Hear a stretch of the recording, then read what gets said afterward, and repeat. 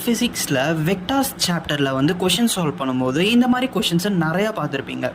ஒரு 2 வெக்டாரை கொடுத்துட்டு அது ரெண்டும் பர்பண்டிகுலரா அப்படின்னு எப்படி கண்டுபிடிக்கிறதுன்றது ஈஸியாக இப்போ பார்க்கலாம். ஃபஸ்ட்டு ஏ வெக்டார் இருக்குது, பி வெக்டார் இருக்குது. ஸோ இதோட ஆன்சர், அதாவது இதோட ஃபார்முலா எப்படி வரும்னா a vector dot b vector equal to 0. அதாவது இந்த 2 வெக்டாருக்கும் டாட் ப்ராடக்ட் எடுத்த ஆன்சர் வந்து 0 வரணும். அப்படி வந்துச்சுன்னா they are perpendicular to each other. So பார்த்துடலாமா?